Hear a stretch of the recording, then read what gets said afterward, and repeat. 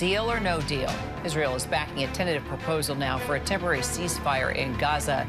As an Israeli source tells us, the proposal puts a 6-week ceasefire in place for the release of 40 hostages. And just as we talk about this potential deal, Houthi rebels in Yemen vowing to escalate the campaign there and all the attacks on the ships in the Red Sea after the U.S. launched a new round of airstrikes over the weekend. Our foreign correspondent Tom Burridge and our senior Pentagon reporter Louis Martinez joining us now. So, Tom, what do we know about this potential ceasefire deal at this hour?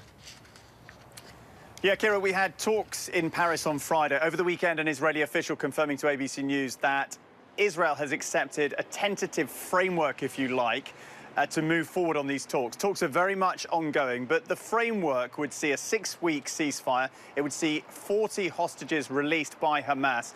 We're talking about the elderly, the sick, potentially, though, and this is significant, female Israeli soldiers being held inside Gaza. In return, Israel would release hundreds of Palestinian prisoners.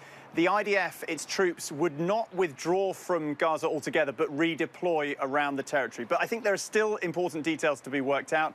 The political head of Hamas is in talks with Qatari officials today, and all the while, mediators like the United States are pushing this ahead of Ramadan, which begins in 2 weeks, a highly sensitive period of the calendar for Muslims and, of course, this region, and a time when tensions could rise. So that is the kind of time frame that we're working towards.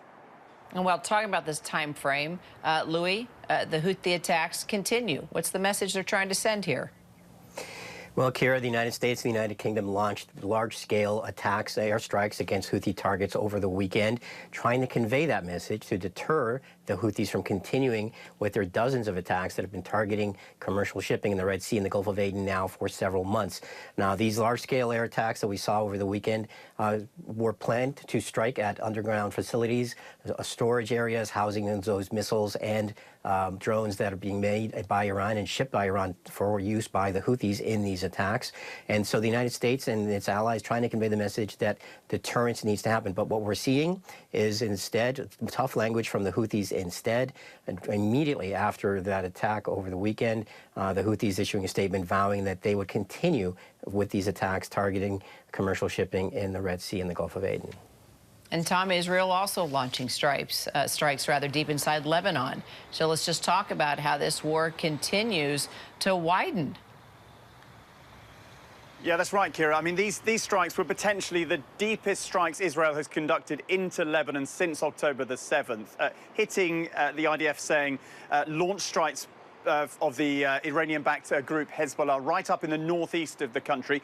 And I'm just reading breaking news. The IDF's announcing further strikes further to the south, also into Lebanon. Look, the risk of escalation on that northern border, Israel's northern border, is very, very real. There are two schools of thought. One says that a war between Israel and Hezbollah in the near future is almost inevitable because Israel has to repopulate the areas of its northern border. It's committed to that.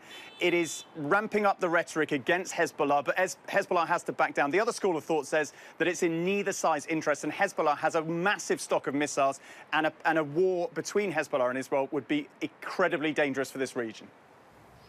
All right, Tom Burridge there in Tel Aviv for us, and our Louis Martinez at the Pentagon. Thank you both. Hi, everyone. George Stephanopoulos here. Thanks for checking out the ABC News YouTube channel. If you'd like to get more videos, show highlights, and watch live event coverage, click on the right over here to subscribe to our channel. And don't forget to download the ABC News app for breaking news alerts. Thanks for watching.